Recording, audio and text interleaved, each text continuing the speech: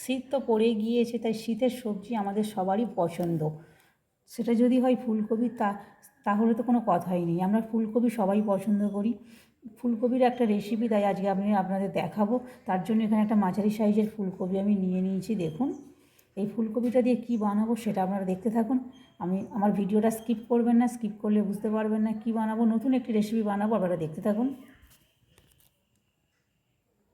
সিঙ্গারা বানানোর জন্য দেখুন আমি এখানে ছোট ছোট করে ফুলকপিগুলোকে কেটে নিয়েছি। এখানে আলু কেটে নিয়েছি, বাদাম ভিজিয়ে আমি রেখেছিলাম, খোলা ছাড়িয়ে নিয়েছি।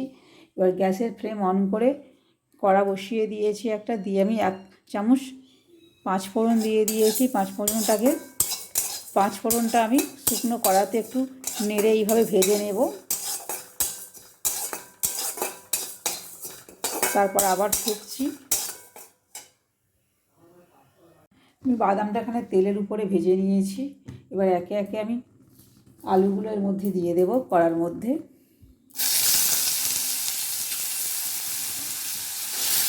আলুটা একটু ভাজা হয়ে গেলে ফুলকপিটা দিয়ে দেব।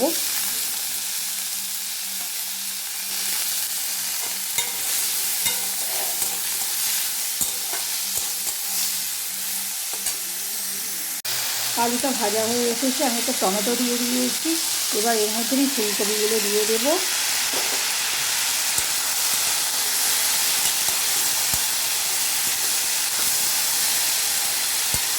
ফুলকপিটা দিয়ে একটু ভেজে নেব।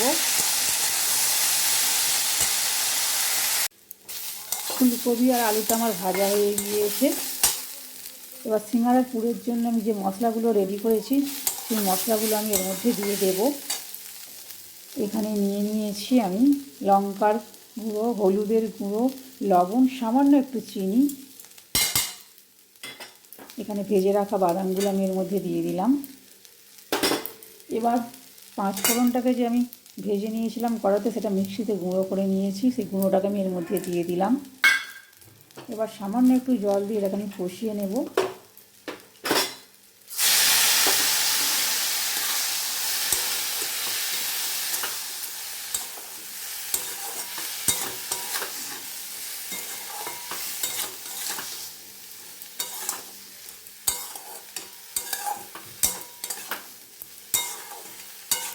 এবার পরিমাণ মতো জল দিয়ে আমি ঢেকে দেব।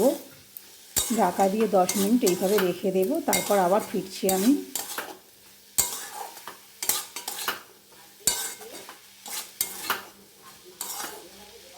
কষা হয়ে গিয়েছে।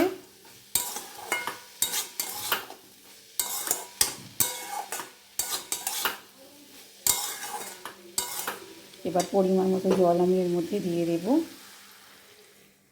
জল দিয়ে দিয়েছি। এবার ঢাকা দিয়ে আমি 10 মিনিট পর আবার ফিরছি। দেখুন, সিঙ্গারার পুর করার জন্য ফুলকপির তরকারিটা আমার রেডি হয়ে গিয়েছে। এবার আমি নামিয়ে রেখে দেব। তারপর এবার আমি ময়দাটা মেখে নেব। পুরটা রেডি হয়ে গিয়েছে, পুরটা ঢাকা দিয়ে। সিঙ্গারা বানানোর জন্য এবার ময়দার ডোটা আমি রেডি করে নেব। এখানে তার জন্য ময়দা নিয়ে নিয়েছি, সামান্য একটু লবণ নিলাম, রিফাইন তেল নিয়ে নেব, সাদা তেল। এবার ভালো করে মিক্সড করে নেব ময়দাটাকে। ময়ানটা একটু বেশি করে দিতে হবে, না হলে কিন্তু খাস্তা হবে না। দেখুন এইভাবে ভাঁজ করলে ছেড়ে ছেড়ে যাচ্ছে। এবার অল্প অল্প করে জল দিয়ে আমি ডোটা রেডি করে নেব।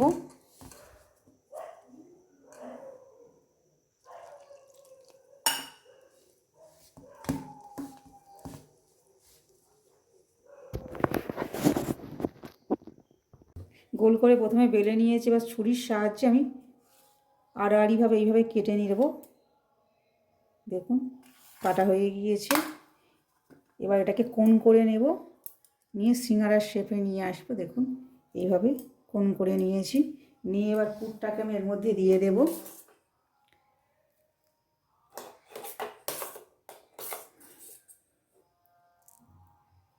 পুরটাকে আমি এর মধ্যে দিয়ে দিয়েছি।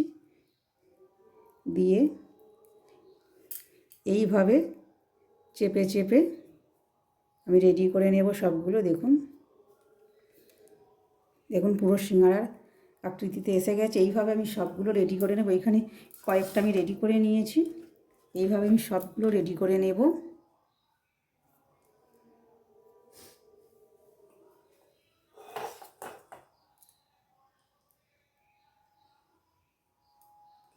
দেখুন পুরটা রেডি হয়ে গিয়েছে। এবার এইভাবে শুধু চেপে নেব, আর কিছু করার দরকার নেই। এইভাবে চেপে নিলেই সিঙ্গাড়া রেডি। সিঙ্গাড়াগুলো আমার বেলা রেডি হয়ে গিয়েছে। দেখুন পুর দিয়ে রেডি করে নিয়েছি এবং কয়েকটা এখানে ভেজেও নিয়েছি এবং কড়াতে দিয়ে দিয়েছি দুটো। এইভাবে সবগুলো আমি একে একে ভেজে নেব। দেখুন কেমন লাল লাল করে ভেজে নিয়েছি, সিঙ্গাড়ার বাজারের দোকানের সিঙ্গাড়ার মতন। এইভাবে সবগুলো আমি রেডি করে নেব ভেজে। দেখুন উল্টে দেব এবার। এক পিঠ হয়ে গিয়েছে আর এক পিঠ উল্টে দেব। এইভাবে আমি সবগুলো রেডি করে নেব ভেজে। দেখুন কত সুন্দর দেখতে লাগছে, পুরো দোকানের কেনার সিঙ্গাড়ার মতন, এবং খেতে ঠিক ততটাই সুন্দর লাগবে। আপনারা এইভাবে বানিয়ে খাবেন।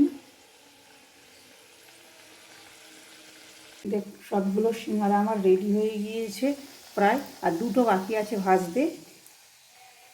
আপনারা এইভাবে বানিয়ে খাবেন। দোকান থেকে বা বাজার থেকে কিনে সিঙ্গাড়া খাওয়ার কোনো দরকার নেই। বাড়িতে যদি এইভাবে বানানো যায় এর স্বাদ কিন্তু দারুণ লাগে।